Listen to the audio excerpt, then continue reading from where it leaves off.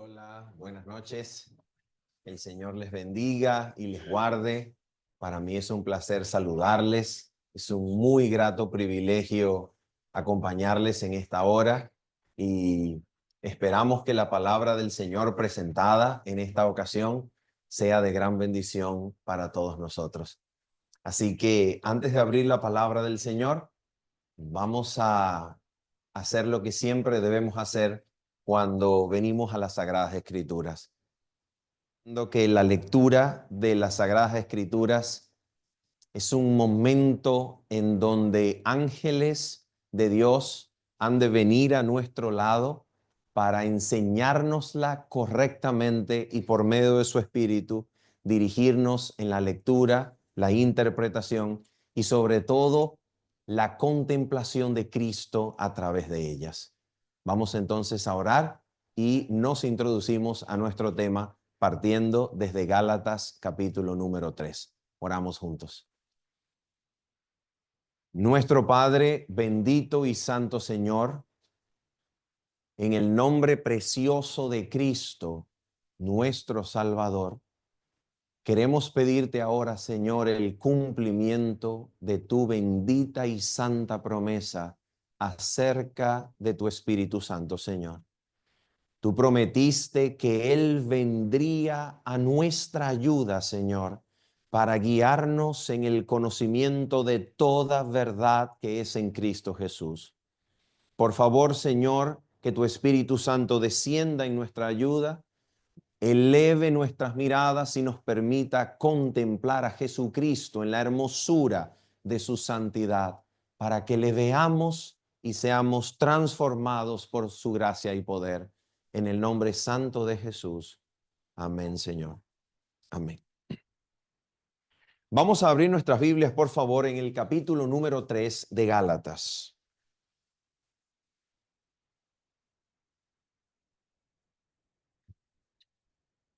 Muchas gracias.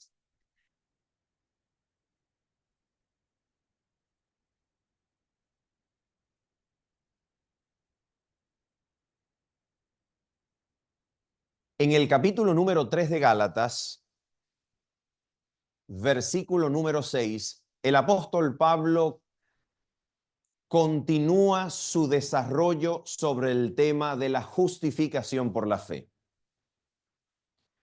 Y el lenguaje de la justificación es absolutamente explícito en el capítulo. Usted lo puede verificar en el versículo número 8, donde aparece la palabra justificar en el texto al decirnos que la Escritura, sabiendo de antemano que Dios habría de justificar por la fe a los gentiles.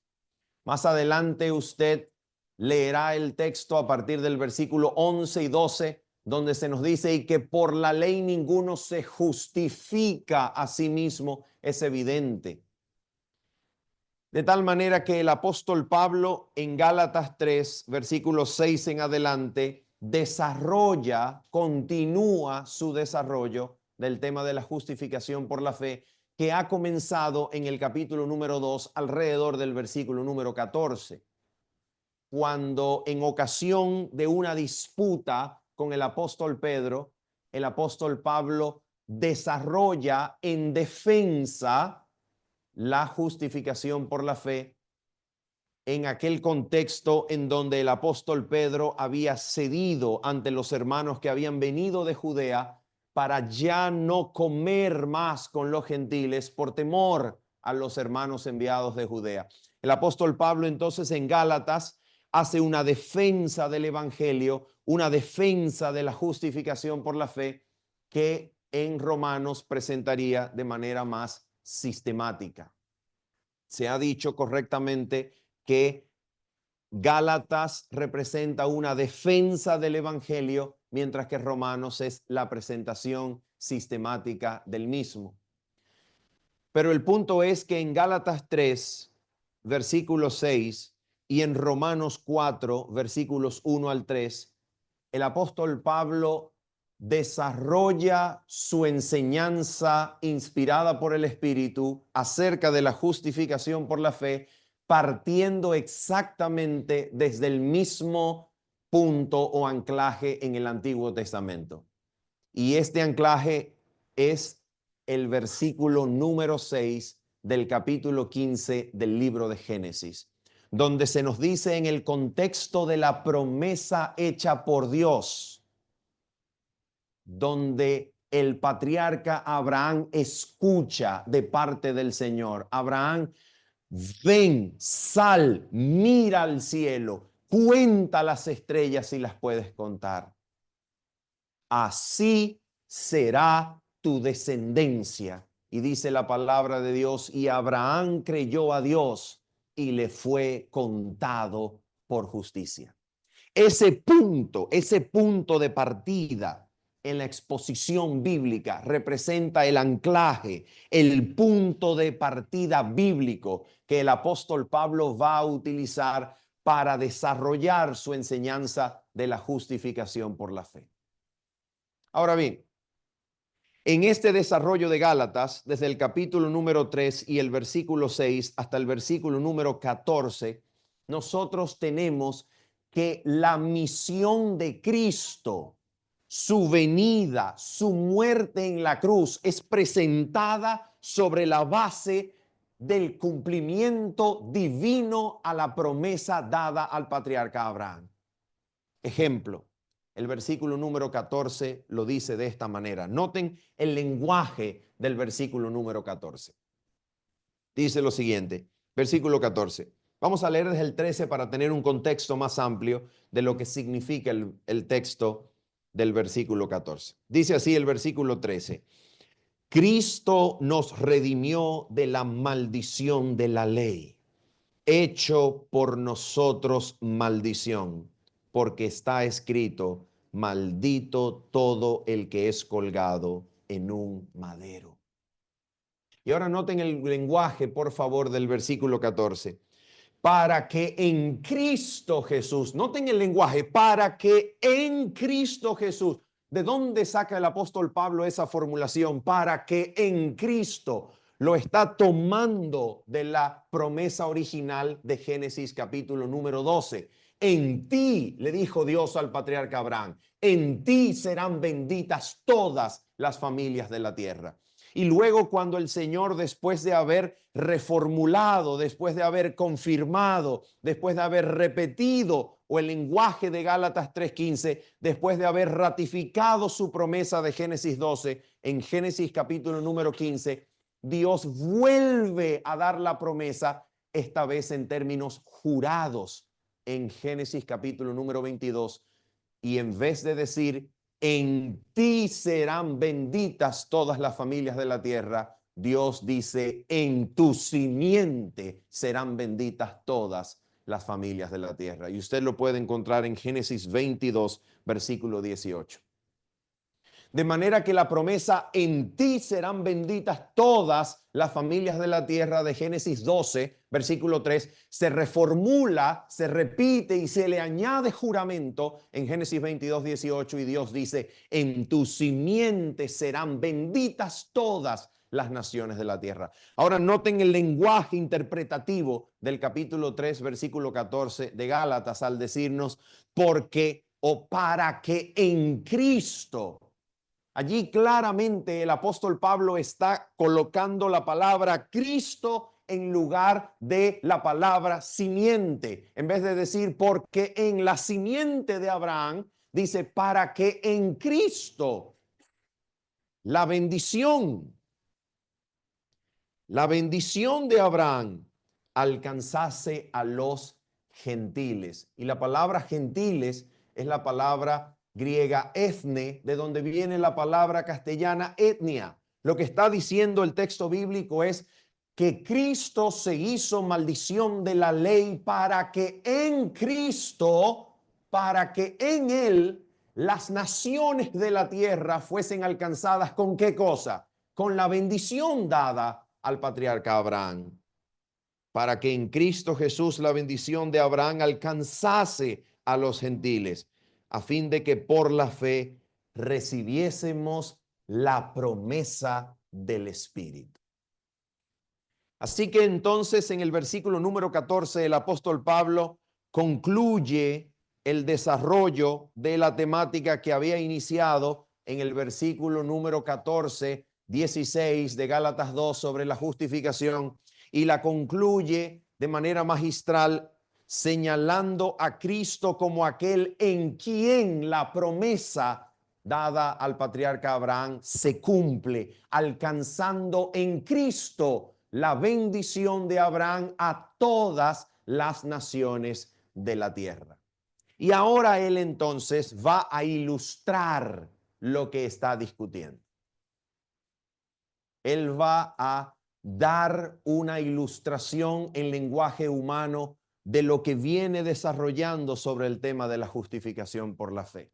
En otras palabras, a partir del versículo número 15, el apóstol Pablo va a recurrir a una metáfora tomada del mundo secular para poder ilustrar con lo conocido los misterios espirituales que quizás su audiencia todavía no domina muy bien.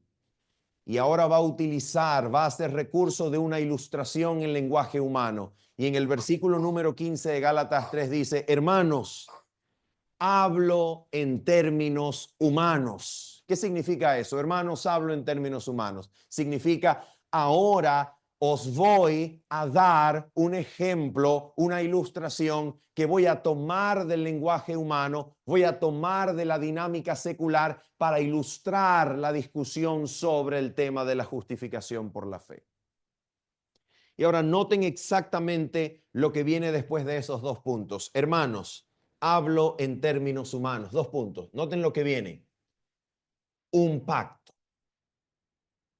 Y la pregunta aquí es, ¿por qué un pacto es escogido por Pablo como la metáfora para ilustrar su desarrollo sobre la justificación por la fe? ¿Por qué un pacto? Precisamente porque en los términos en los cuales la Biblia está escrita, el pacto, el tema del pacto es el tema que bíblicamente describe, engloba, encierra y desarrolla mejor que cualquier otra metáfora el tema de la justificación por la fe.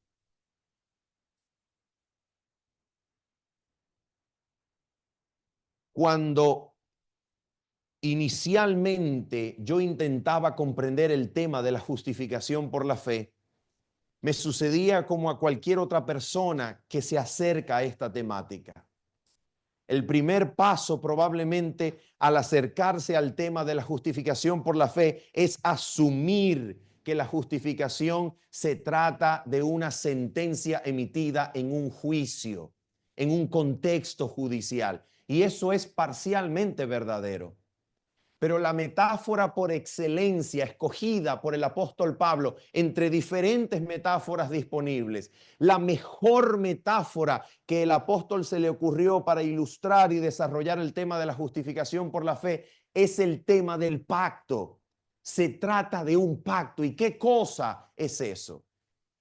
¿De qué se trata ese pacto que el apóstol Pablo utiliza para enraizar y desarrollar su enseñanza bíblica de la justificación por la fe? Vamos ahora a mirar lo que él nos está diciendo. Recuerden esto. Recuerden esto.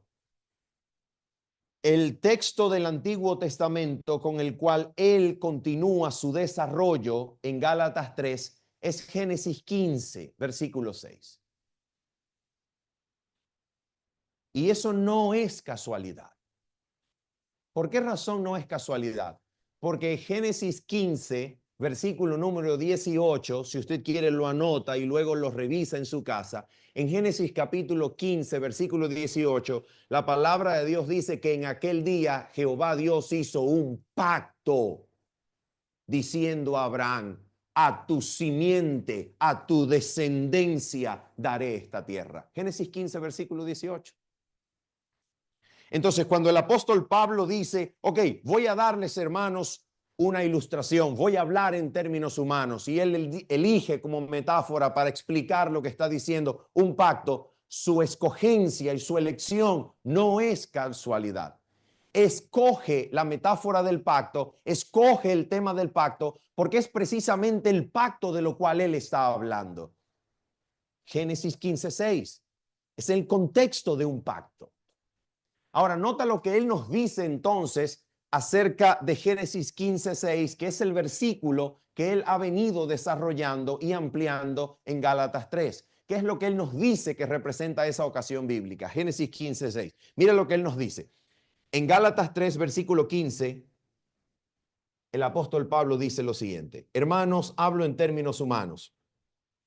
Un pacto, aunque sea de hombre, una vez ratificado, nadie lo invalida ni le añade.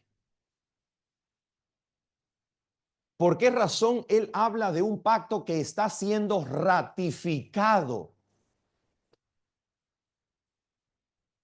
¿Por qué razón el apóstol Pablo interpreta Génesis 15 como un pacto que está siendo ratificado? ¿Por qué razón? ¿Qué cosa representa Génesis 15 en el texto bíblico? Cuando estudiamos la palabra de Dios en Génesis y comenzamos a leer la vida de Abraham desde Génesis 12 y los primeros versículos, nos damos cuenta que Génesis 15 es, en relación con Génesis 12, la ratificación de la promesa de Dios. La promesa que Dios le había hecho al patriarca de darle descendencia y hacer de él una gran nación va a ser confirmada, repetida en Génesis 15. De tal manera que Génesis 15 es, en relación con Génesis 12, la ratificación de la promesa inicial dada a Abraham. Para el apóstol Pablo, Génesis 15 es entonces la ratificación del pacto. Y por eso le llama un pacto una vez ratificado. Nadie lo invalida ni le añade.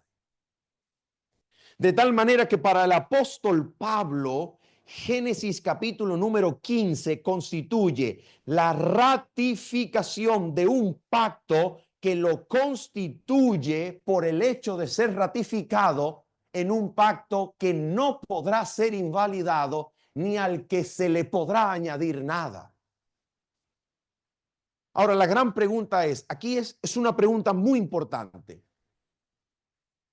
Si Génesis 15 es un pacto ratificado al cual nadie le añade y el cual nada lo podrá invalidar, ¿en qué se transforma el pacto de Génesis 15 ratificado? ¿En qué se transforma? Si nadie lo puede invalidar y nada se le puede añadir, ¿en qué se transforma la promesa o el pacto concebido en Génesis 15? ¿En qué se transforma?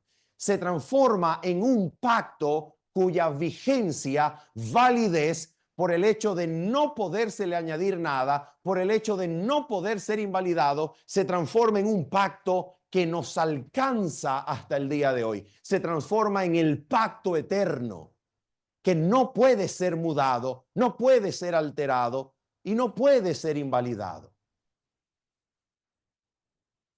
Ahora, si el pacto de Génesis 15 es entonces constituido por el hecho de ser ratificado, es el pacto eterno, ¿qué es lo que este pacto incluye?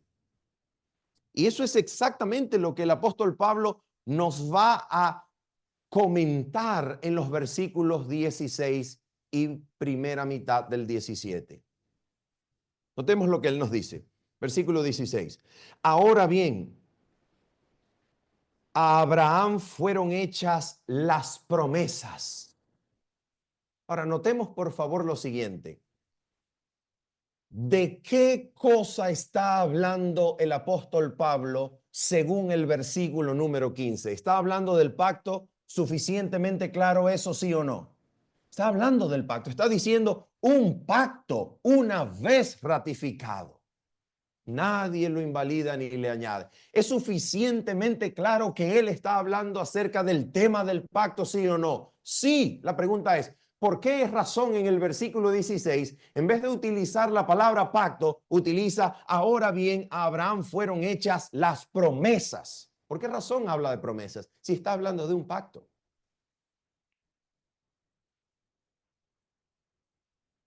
Vamos a dejar esa pregunta en mente para continuar la lectura, para responderla en breve. Dice el texto, ahora bien, a Abraham fueron hechas las promesas y a su simiente. No dice y a las simientes como si hablase de muchos, sino como de uno, y a tu simiente, la cual es Cristo.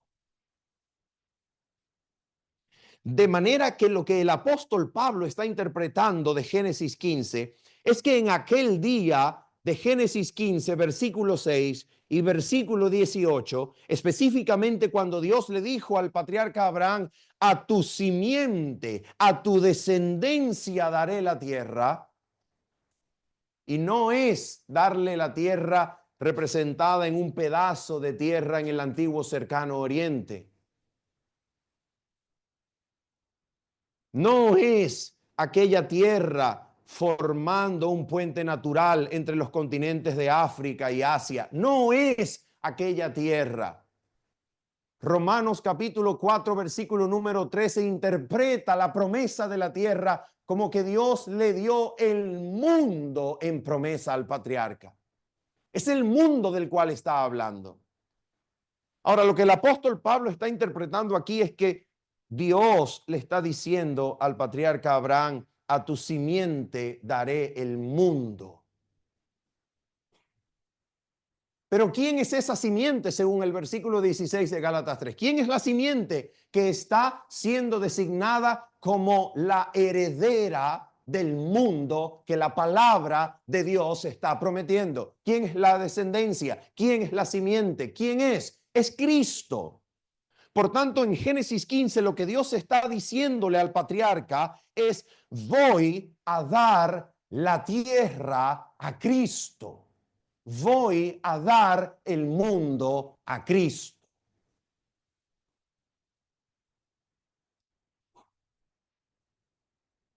Y eso es exactamente la forma en la que el apóstol lo va a interpretar y lo va a confirmar en la primera mitad del versículo 17. Lean conmigo, por favor, la primera mitad del versículo 17. Dice así, esto pues digo. A ver, pregunto, ¿de qué está hablando? Está hablando de un pacto según el versículo 15. Pero en el versículo 16 habla de promesas. Y ahora en el versículo 17 vuelve a retomar el tema del pacto y dice, esto pues digo, el pacto previamente ratificado por Dios para con quién? Para con Cristo. Notemos esto, por favor. Es Dios prometiendo el mundo a Cristo.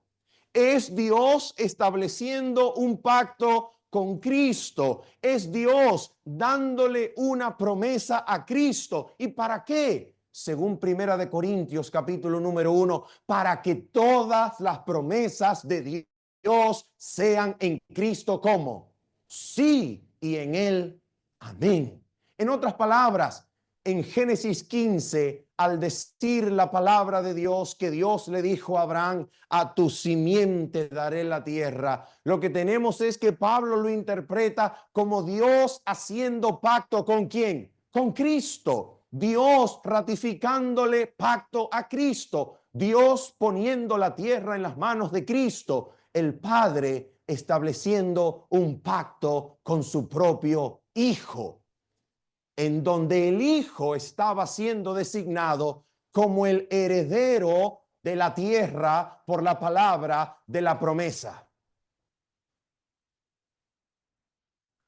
Y cuando Génesis 15 se entiende de esa forma, entonces entendemos por qué razón este pacto no puede ser invalidado y nada puede añadírsele. ¿Por qué? Porque constituye la revelación bíblica del pacto eterno, que según el espíritu de profecía fue establecido ¿desde cuándo? Desde antes de la fundación del mundo. Si usted va a la página 773 del Deseado de todas las gentes, encontrará que se nos dice en el espíritu de profecía que antes de que fuesen echados los cimientos de la tierra, antes que fuese creada la naturaleza y todo cuanto constituye el mundo. Antes que fuese fundado nuestro planeta, el Padre y el Hijo se habían unido en un solemne compromiso de que Cristo sería fiador de la especie humana. El Padre y el Hijo habían unido sus manos, habían jurado los términos del pacto eterno, en donde Cristo sería fiador y garante de la especie humana. ¿Para qué? Para que si la raza humana caía por causa de los engaños de Satanás, Cristo garantizase que el ser humano tuviese otra oportunidad, un tiempo de prueba para que el ser humano viva y pueda conocer el carácter de aquel que nos amó, murió y resucitó por nosotros. El pacto eterno entre el Padre y el Hijo, jurado, de lo cual la cruz del Calvario era el sacrificio que daba cumplimiento a los términos del pacto eterno. Un pacto, piensen en esto por un minuto, un pacto que garantizaba que si el hombre caía engañado por Satanás, el hombre no moriría inmediatamente, sino que Cristo sería tan pronto salvador del hombre como cuanto hubiera pecado, de manera que Cristo pudiese ser aquel que garantizara para la humanidad una segunda oportunidad.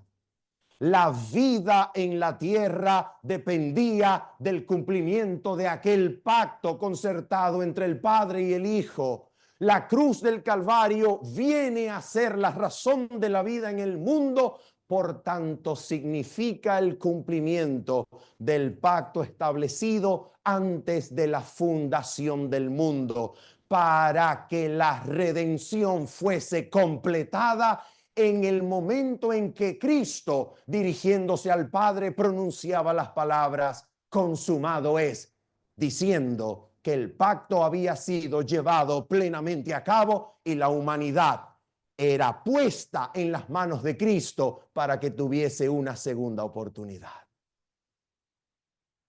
¡Qué cosa tan preciosa! La vida del mundo proviene de la sangre de Cristo derramada en la cruz, que es el cumplimiento del pacto eterno donde Cristo recibía el mundo en herencia para garantizar la vida en él, aun cuando el hombre no fuese digno de ella. ¡Qué cosa tan preciosa!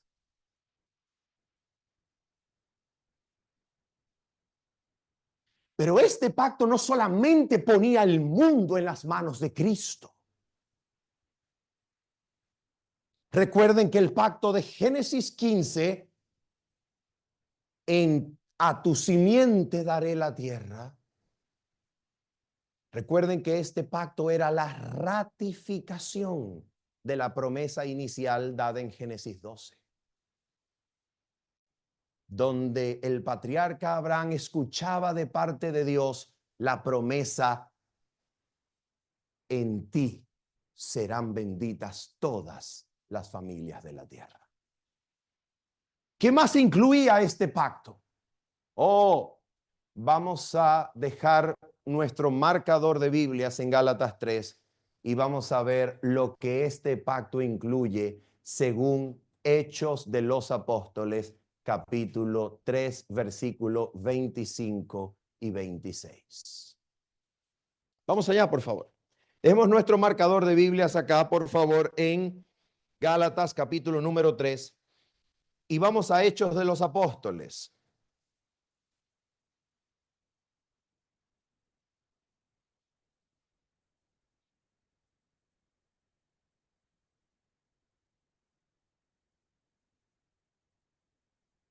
Hechos de los Apóstoles, capítulo número 3, versículos 25 al 26.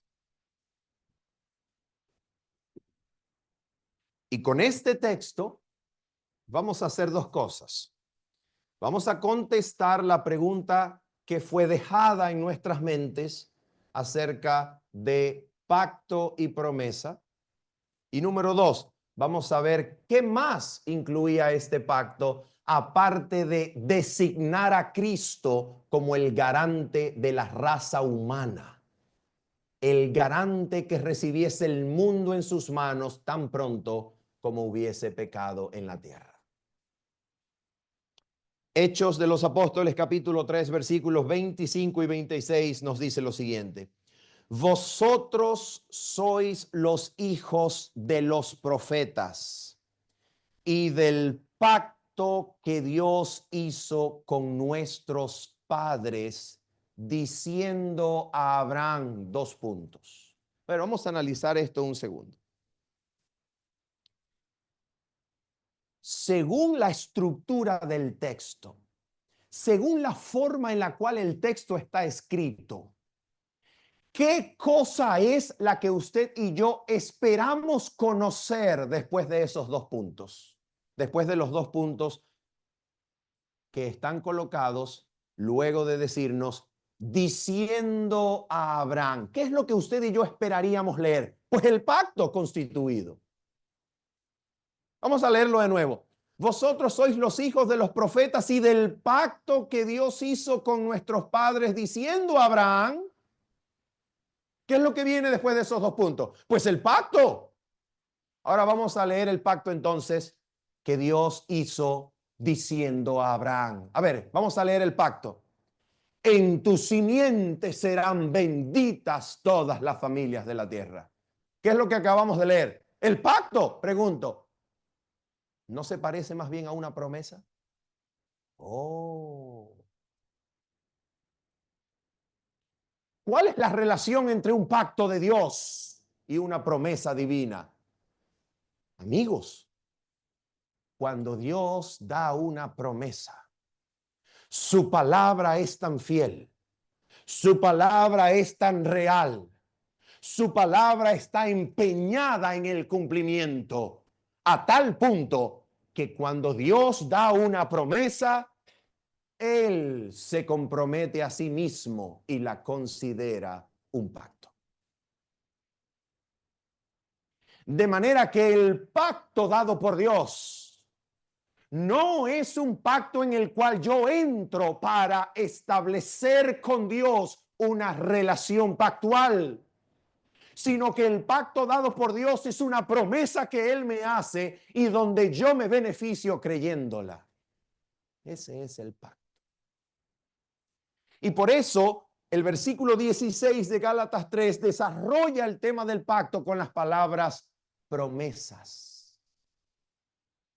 Y por esa razón, Hechos 3:25 nos declara el pacto hecho con nuestros padres en forma de una promesa. En tu simiente serán benditas todas las familias de la tierra.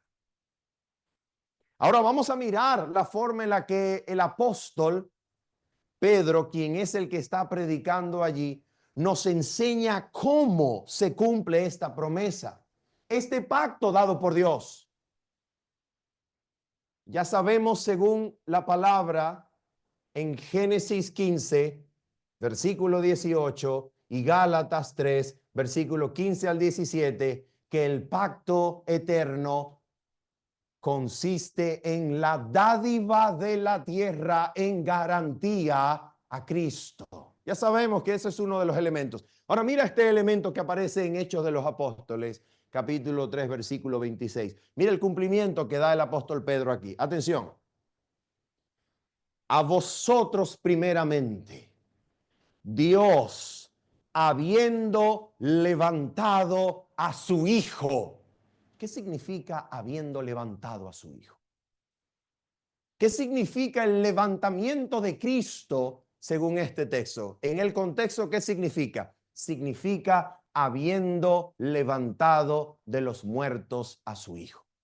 Significa habiéndolo resucitado, habiéndole dado vida de los muertos, que es lo que Dios hace con Cristo. Mira lo que hace. Habiendo levantado a su Hijo, lo envió.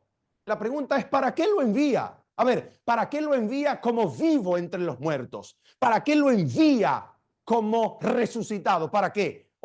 Para cumplir la promesa, en tu simiente serán benditas todas las familias de la tierra. Y ahora mira cómo se cumple. Dios, habiendo levantado a su Hijo, lo envió para que os bendijese. Y ahora la pregunta es, ¿qué es lo que hace la bendición del Cristo resucitado que es enviado para bendecirme? ¿Qué es lo que hace? Mira lo que hace. A fin de que cada uno se convierta de su maldad.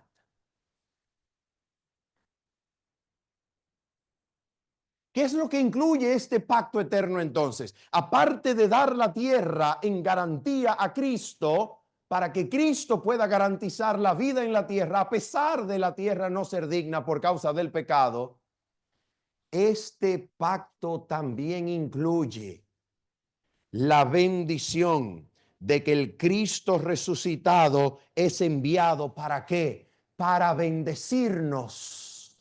Y esa bendición del Cristo resucitado que nos es enviado, ¿qué es lo que hace? A fin de que cada uno sea, ¿qué cosa? Se aparte, sea apartado de qué cosa? De la maldad. De manera que el pacto eterno incluye que el Cristo resucitado, el Cristo vivo, vendría para bendecirnos y así con su vida resucitada de los muertos, con su presencia, Cristo, siéndonos enviado, nos apartaría de qué cosa? De maldad. Ahora notemos algo entonces. Si el pacto eterno designa a Cristo como el garante de la tierra y por tanto Cristo es, número uno, el que garantiza la vida en este mundo, hemos de llamarle para propósitos de claridad la vida terrenal. Si Cristo es el que garantiza la vida terrenal para que cada hombre tenga una segunda oportunidad, para que cada hombre o mujer tengan un tiempo de prueba donde puedan ver a Cristo y ser movidos al arrepentimiento por su bondad y amor, Cristo es al mismo tiempo, número dos, aquel a quien la tierra nueva le es dada en promesa. Según Hebreos capítulo número 2, versículo 5 en adelante, Dios no sujetó el mundo venidero a los ángeles, sino que lo sujetó a un hombre, diciendo que debajo del hombre, Salmo 8, todas las cosas le eran sujetadas a sus pies.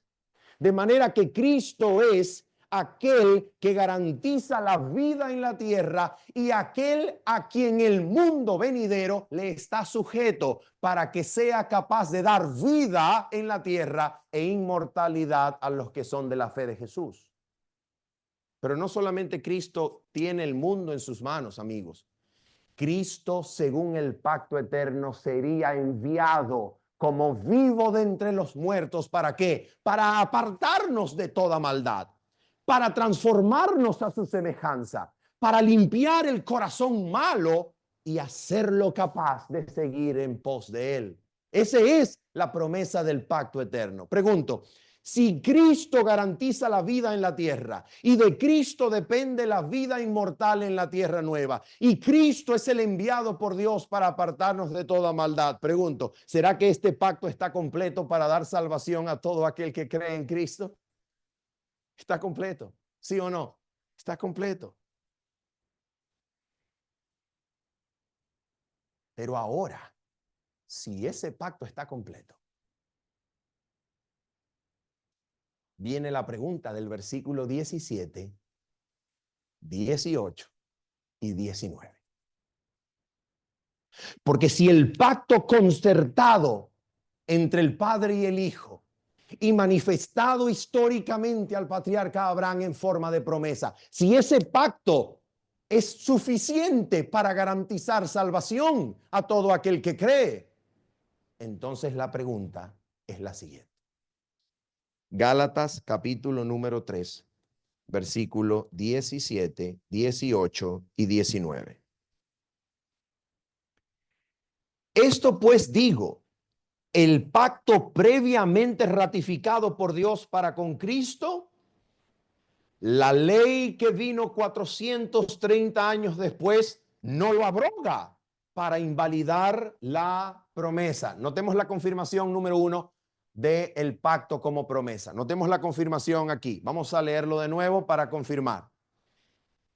Esto pues digo, 2 puntos. El pacto previamente ratificado por Dios para con Cristo. La ley que vino 430 años después no lo abroga. Cuando dice no lo abroga, ese artículo lo, ¿a quién se refiere? ¿A qué sustantivo se refiere? A la palabra pacto, ¿cierto? No lo abroga, no abroga el pacto. Y ahora mira cómo termina el texto. Para invalidar, en vez de decir el pacto, o para invalidarlo, dice para invalidarla. Ahí está. Noten el uso intercambiable entre los términos pacto y promesa. Porque si la herencia es por la ley, ya no es por la promesa. Esto es una declaración categórica, queridos hermanos y amigos. Si el pacto es por la ley, ya no es por la promesa. Entonces, no hay aquí una reconciliación entre ley y promesa. No hay una reconciliación. O es por la promesa o es por la ley. ¿Por cuál es? No hay reconciliación. Y ahora ya vamos a entender por qué esto se formula de esta manera. Porque si la herencia es por la ley, ya no es por la promesa. Pero Dios la concedió a Abraham mediante la promesa. Ahora viene la pregunta. Si el pacto está completo y Cristo es suficiente al garantizar la vida en este mundo y ofrecer la vida eterna, pues tiene el mundo venidero o la tierra nueva en sus manos, y se promete que Cristo será enviado para alejar de toda maldad a los que creen. Entonces viene la pregunta. Entonces, ¿para qué sirve la ley? ¿Para qué sirve la ley? ¿Para qué sirve aquello que vino, según el texto, 430 años después? ¿Para qué sirve? Ahora vamos a mirar la respuesta del apóstol Pablo y vamos a enfocarnos en los versículos 19 al 22. 19 al 22. Vamos a mirar la respuesta del apóstol Pablo. ¿Para qué sirve la ley? Ahora vamos a puntualizar acá. Si se dice en el versículo 17 que esta ley vino 430 años después, está hablando del momento histórico de la entrega de la ley. ¿En dónde? En el Sinaí. Está hablando del Sinaí. Ahora vamos a confirmarlo. Dice así, atención. Entonces, ¿para qué sirve la ley? Entregada en el Sinaí, ¿para qué sirve? Ahora escuchen la respuesta del apóstol. Fue añadida a causa de las transgresiones. Vamos a hacer una pausa y vamos a tratar de aclarar esto un poco. La palabra añadida es la misma palabra griega que es utilizada en Hebreos capítulo 12, versículo 19. ¿Y por qué es importante este texto? Adivinen por qué es importante. Porque el capítulo 12, versículo 19 de Hebreos está hablando exactamente del Sinaí. Es exactamente el mismo contexto semántico del uso de la palabra. Gálatas 3:19 está hablando del Sinaí, Hebreos 12:19 está hablando del Sinaí. Ahora, la palabra prostíthemi que aparece en Gálatas 3:19, traducida como añadida, miren por favor cómo es traducida en Hebreos 12:19. Vamos a hacer una pausa rápido, dejando nuestros marcadores de Biblia en Gálatas 3 y vamos a Hebreos capítulo número 12, versículo 19. Por favor, prestenle atención y traten ustedes de encontrar la traducción de la palabra griega prostíthemi, traducida en Gálatas 3:19 como añadida aquí en Hebreos 2:19. ¿Cuál será la palabra? ¿Cuál será la frase que hace referencia a esa misma palabra griega? Notemos. Vamos a leer desde el 18 para tener un poco de contexto. Porque no os habéis acercado al monte que se podía palpar. El monte que se podía palpar es el Sinaí. Y que ardía en fuego, Sinaí, a la oscuridad, a las tinieblas y a la tempestad, al sonido de la trompeta y a la voz que hablaba. Está hablando del Sinaí. Ahora nota lo que dice. Y a la voz que hablaba, la cual los que la oyeron rogaron que no se les hablase más. ¿Qué frase señalarían ustedes como la frase que traduce la misma palabra griega prostíthemi utilizada en Gálatas 3:19? ¿Cuál sería la frase? Se les hablase más.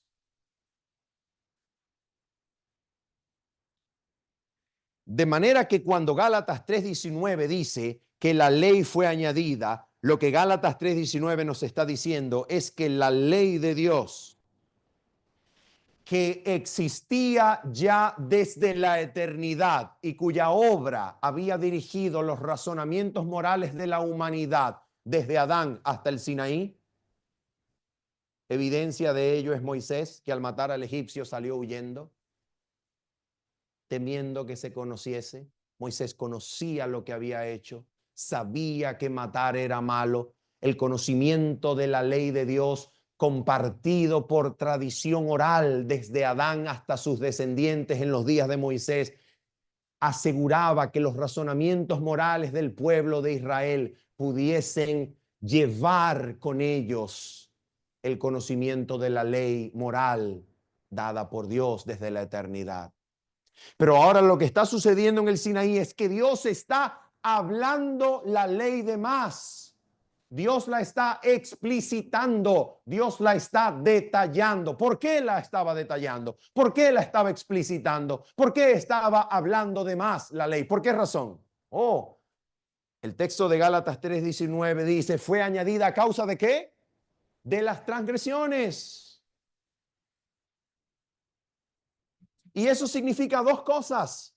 Número uno, el pueblo de Israel había perdido en Egipto el conocimiento de los mandamientos de Dios.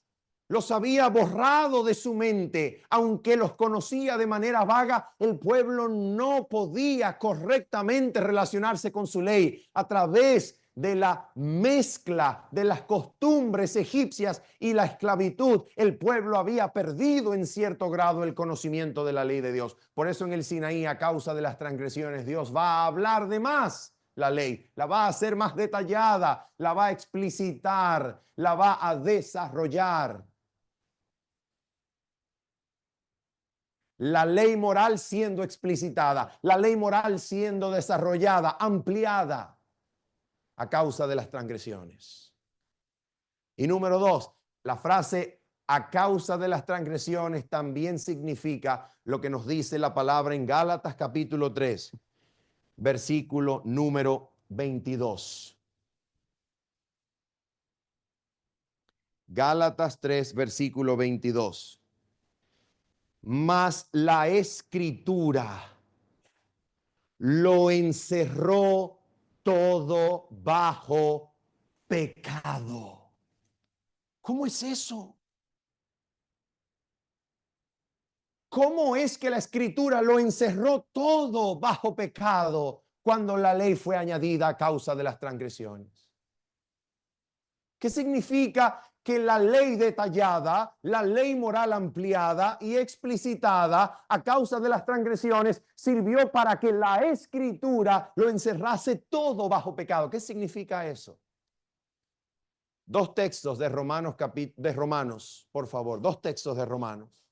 Romanos capítulo 5, versículo 20, Romanos capítulo 7, versículo número 13.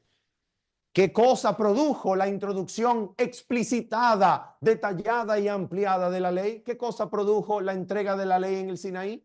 Romanos capítulo 5, versículo 20 y Romanos capítulo 7, versículo número 13. ¿Qué produjo la entrega de la ley en el Sinaí? A ver, vamos a ver lo que produjo. Pero la ley se introdujo, Romanos 5, 20. Pero la ley se introdujo para que el pecado abundase.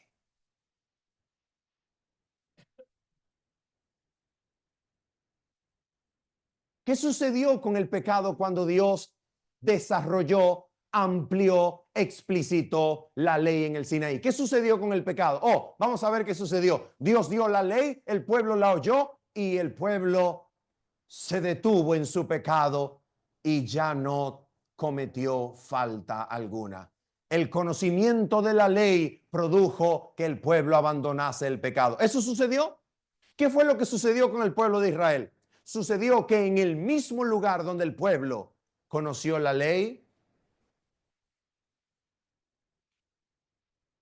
el pueblo entero la transgredió postrándose en idolatría al becerro de oro.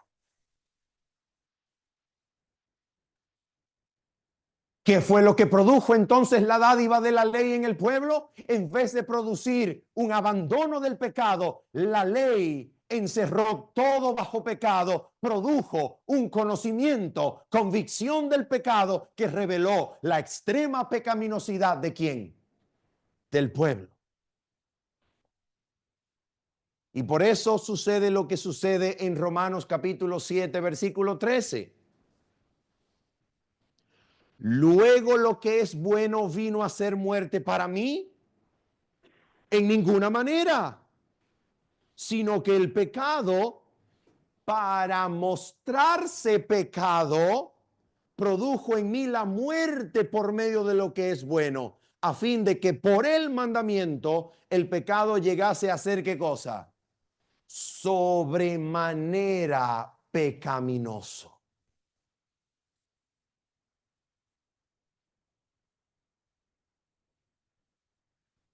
¿Cuál fue entonces, queridos amigos, la situación que resultó de la dádiva de la ley al pueblo? ¿Qué resultó de la entrega de la ley? ¿Resultó un pueblo obediente y capaz de obedecerla? No. ¿Qué fue lo que resultó? Resultó un pueblo que por medio del mandamiento conoció su extrema pecaminosidad y su necesidad de un Salvador. El pueblo, al recibir la ley, conoció el pecado sobremanera pecaminoso. La ley produjo conocimiento del pecado y lo presentó en su verdadera forma. El pecado fue presentado en abundancia y extrema pecaminosidad, tal como es.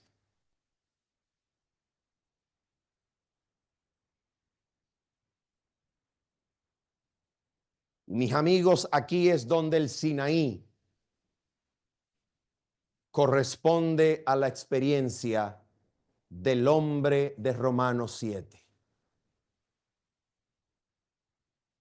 Y no es solamente a través de Gálatas 3 y Romanos 5 y 7 que se puede establecer el vínculo entre la experiencia del pueblo de Israel en el Sinaí y el hombre de Romanos 7. No es solamente a través de eso. Si usted ve la forma en la cual el libro de Romanos está escrito, el libro de Romanos comienza en el capítulo 3, versículo número 24 y 25, a hablarnos del momento en que Dios pasó por alto en su paciencia los pecados pasados. Y ese pasar por alto es exactamente la palabra griega que designa la Pascua.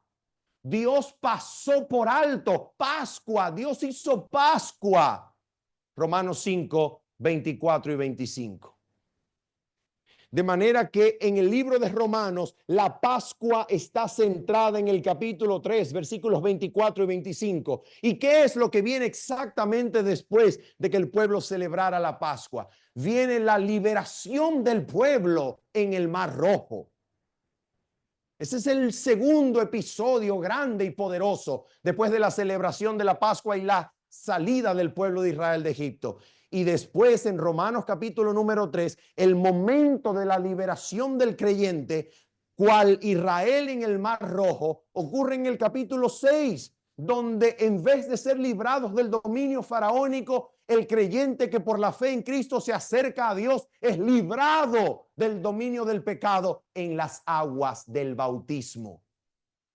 Es la secuencia del Éxodo llevada por la secuencia del libro de Romanos. ¿Y qué es lo que ocurre después en la experiencia del pueblo después de salir del Mar Rojo? ¿Hacia dónde se dirige el pueblo después del Mar Rojo? ¿Se dirige al Sinaí? Pues después de Romanos 6 y ser librado el creyente en las aguas, se encuentra con Romanos 7. El hombre frente al conocimiento de la ley. Y exactamente lo que sucedió con el pueblo de Israel en el Sinaí. Conoció al pecado sobremanera pecaminoso. Es exactamente lo que ocurre con el hombre de Romanos 7. Conoce la profundidad del mandamiento. ¿Qué mandamiento? No codiciarás.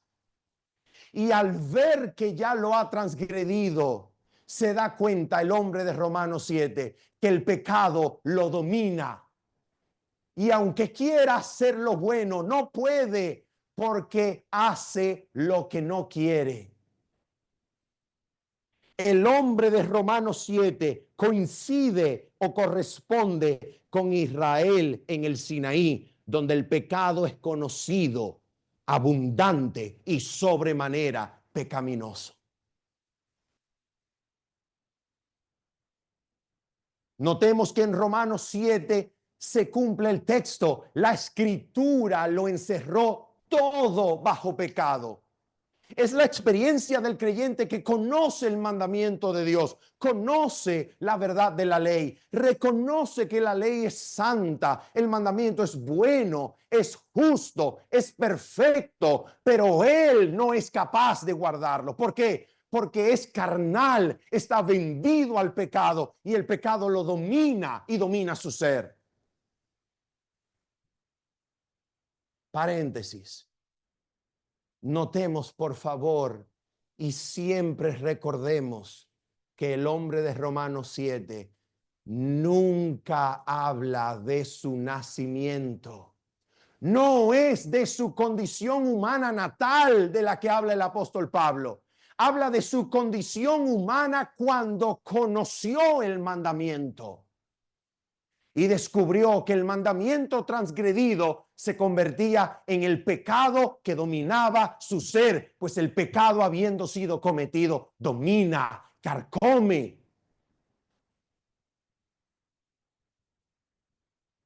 El hombre de Romanos 7 es exactamente la descripción del pueblo de Israel en el Sinaí, un pueblo que conoce su pecaminosidad y sabe, por causa de la transgresión del mandamiento, que a menos que Dios intervenga, no puede obedecer una ley tan grande y sublime.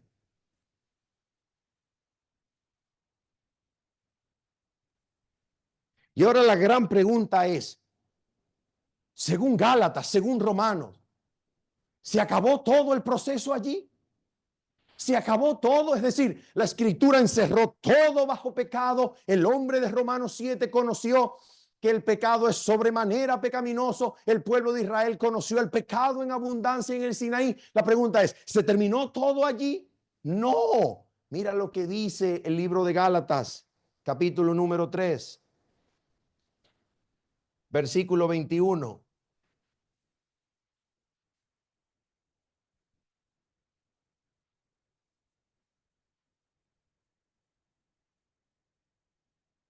Luego, ¿la ley es contraria a las promesas de Dios?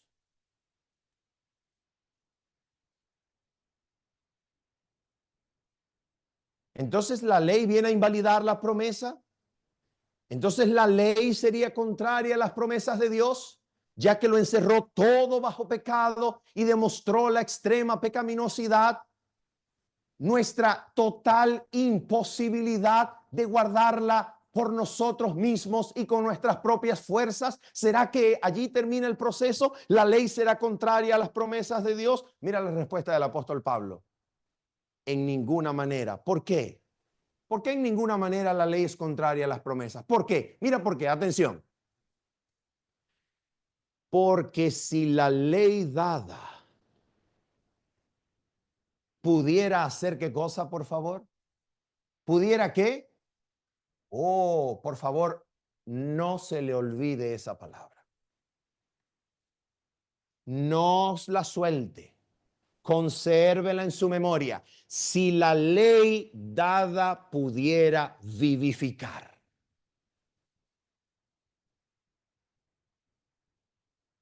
La justicia fuera verdaderamente por la ley. Ahora, aquí hay un condicional de hecho no realizable. Si la ley dada pudiera, quiere decir que no puede. Y quiere decir, por tanto, que la justicia no es por la ley.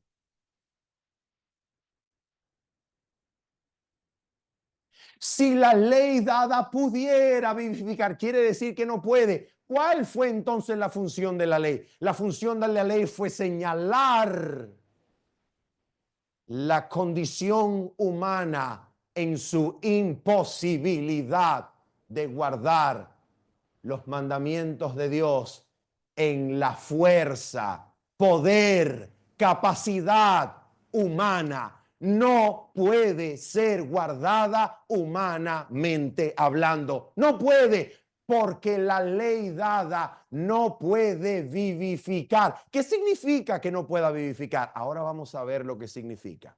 Porque después de Romanos capítulo 7, ese hombre que clama en el versículo 24, miserable hombre de mí, ¿quién me librará de este cuerpo de muerte? Esa afirmación tiene respuesta. ¿Y cuál es la respuesta?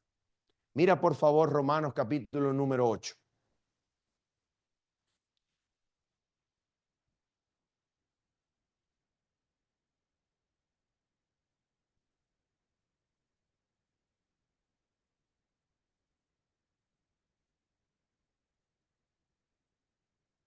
Romanos capítulo número 8, versículo 1 y 2 nos dice lo siguiente. Ahora pues, ninguna condenación hay para los que están en Cristo Jesús, los que no andan conforme a la carne, sino conforme al Espíritu. Versículo 2, porque la ley del Espíritu de vida en Cristo Jesús. Vamos a formular una pregunta que vamos a responder a continuación.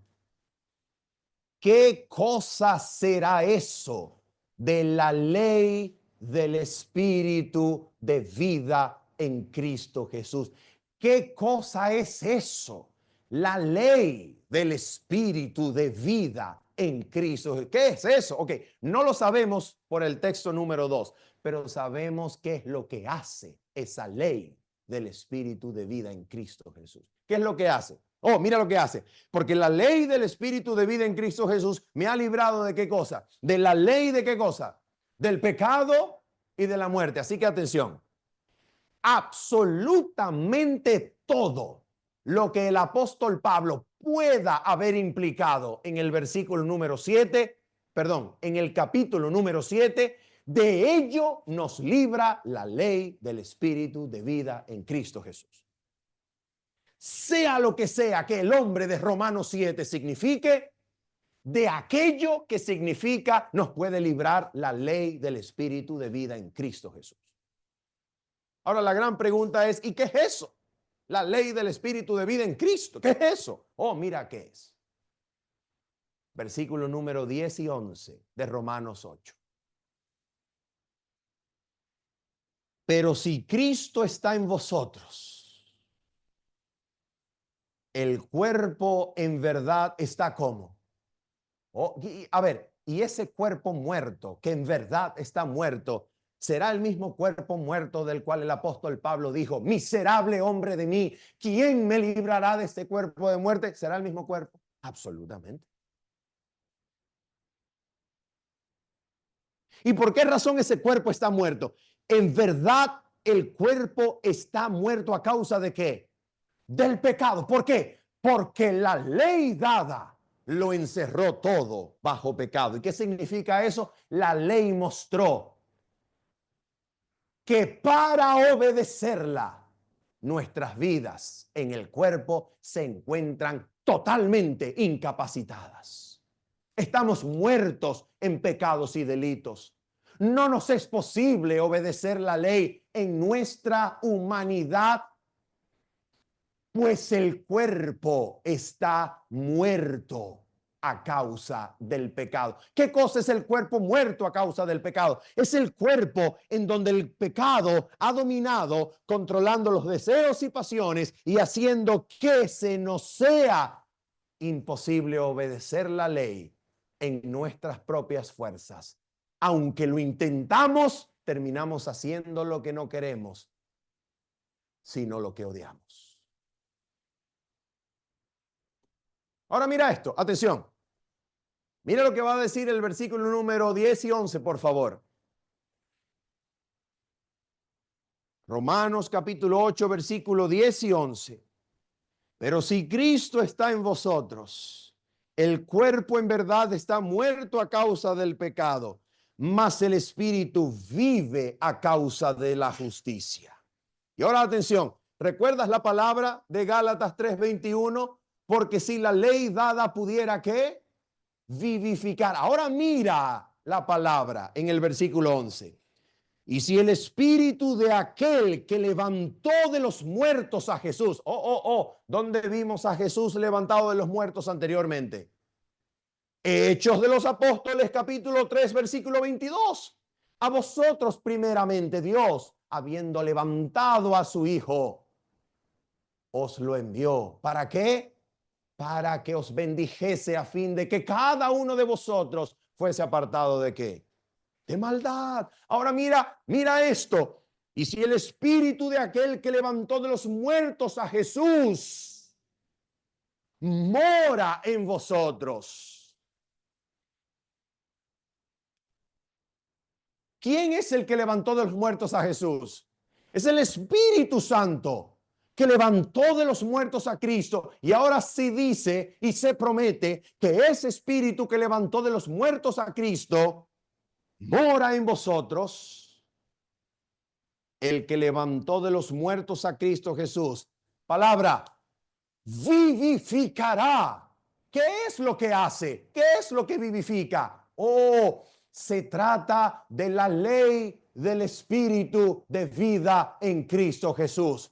Es el poder de la resurrección obrado por el Espíritu de Dios, que obra con el mismo poder y fuerza con la cual Cristo fue levantado de los muertos. ¿Para qué?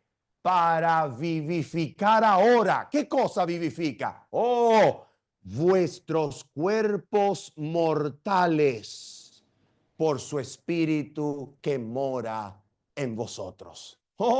¿Y qué es lo que ocurre cuando mi cuerpo mortal, incapacitado para obedecer la ley de Dios, es vivificado por el poder de la resurrección, por el poder del Espíritu Santo que levantó a Cristo de los muertos? ¿Qué es lo que ocurre? El poder de Cristo vivo me es enviado. ¿Para qué? Para alejarme de toda maldad. El poder del Espíritu Santo, el poder del Cristo vivo, el poder que levantó a Cristo de los muertos, me es dado. ¿Para qué? Para vivificar mi cuerpo esclavizado en el pecado y la maldad, para que ahora yo ya no viva conforme a la carne, sino que viva conforme a ¿quién? Conforme al Espíritu que mora en nosotros. Y cuando moro en el Espíritu, cuando soy movido por el Espíritu, ¿qué es lo que sucede? Versículo 4. Romanos 8, versículo número 4. ¿Qué es lo que sucede? Mira lo que sucede. Para que la justicia de la ley se cumpliese. ¿En quién? Para que la justicia de la ley se cumpliese en nosotros, que no andamos conforme a la carne, sino conforme al Espíritu.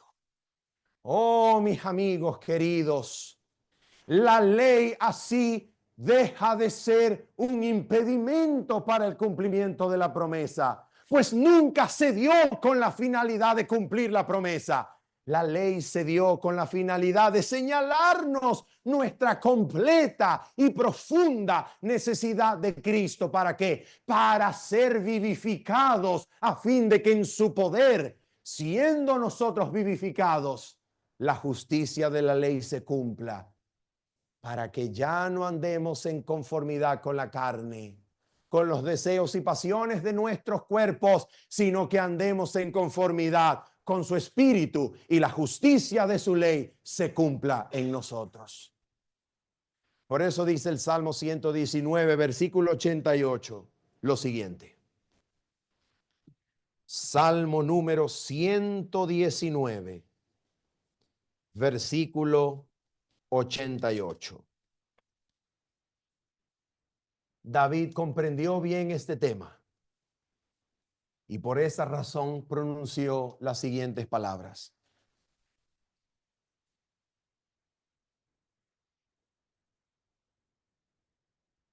¿Lo tienen?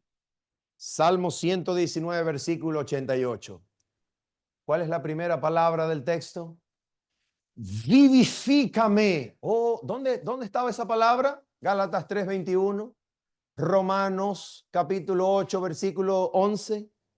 Aparece en segunda de Corintios capítulo número 3, versículos 6 al 9. Ministerio vivificante del Espíritu. Oh, mira lo que dijo el salmista. Vivifícame conforme a tu misericordia.